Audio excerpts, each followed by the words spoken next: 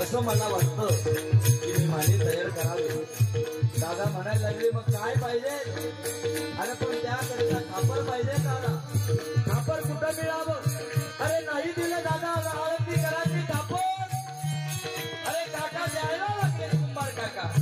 पण वेसोबा काका आहे ना ते फार रागत आहे।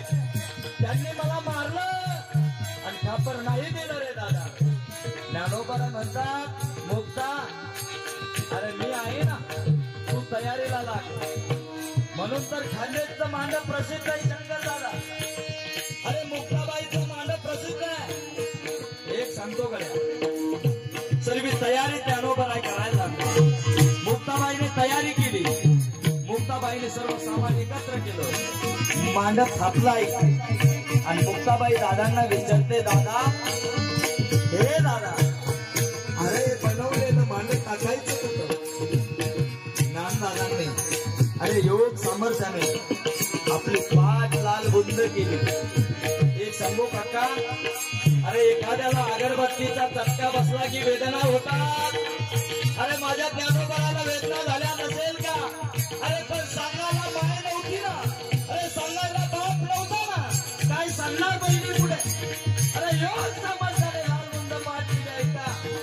दादांना विचारते मुक्ताबाई दादा अरे बनवलेलं मांड टाकायचं कुठं? ज्ञानोबाला म्हणतात काय माझ्या साऱ्या पाठीवर देतात। अरे सुंदर मांड तयार केलं माझ्या मुक्ताईने आणि ते मांड बरोबर पाठीवर टाकलं ऐका।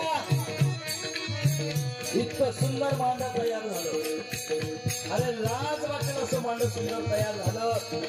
आणि मुक्ताबाईने दादाला विचारलं दादा मांड तर तयार झालं पण या पहिल्या मांड्याचे मांडकरी कोण?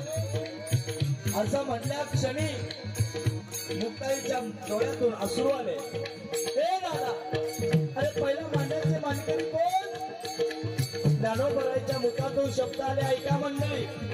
ज्ञानोबा म्हणतात तुम्हाला सांगू अरे पहिल्या मांड्याचे मांडकरी कोण सांगू का? ऐका ज्या खिडकीतून जे वेसोबा काका पाहतात ना अरे पहिल्या मांड्याचे मांडकरी कोण? अरे त्याला कापड दिलं नाही त्याला त्या ठिकाणी आळंदी आंघोळ करू दिले नाही आणि पहिल्या मांड्याचे मांडकरी जर ते ठरत असेल तर ज्ञानोबाई सामान्य नाहीये। अरे लोय हा महिमा संतांचा। ज्ञानोबाई लहान नाहीये। अरे ज्ञानोबाईचे विचार फार महान आहे हे सांगतो आई। अरे एखाद्या बरोबर उपकारी माणसाने केलेला उपकार विसरतो पण वेसोबा काकांनी ते शब्द ऐकले की पहिल्या मांड्याचे मांडकरी वेसोबा काका। अरे वेसोबा काकांच्या अंतकरणात भाव निर्माण झाला ज्ञानोबाईविषयी आणि वेसोबा काका तिथून निघाले आणि ज्ञानोबाईच्या चरणावर आपलं मस्तक ठेवलं आणि ढसा ढसा ढसा ढसा रडायला लागले। त्याचं कारण असं आहे अरे ज्ञानोबाई फार लहान नाही ज्ञानोबाईचे फार विचार मोठे।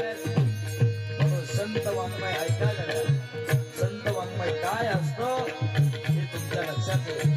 संत चरित्र तुकोबरायचं असो संत चरित्र ज्ञानोबरायचं असो ते माणसाचा उद्धार करणारे संत चरित्र आहे असा उपदेश मुक्ताबाईने दादांना केला आणि दादांनी जवळ घेतलं आणि मुक्ताला विनंती केली हे मुक्ता तू खरंच या जगाची आदी जननी माता होशील।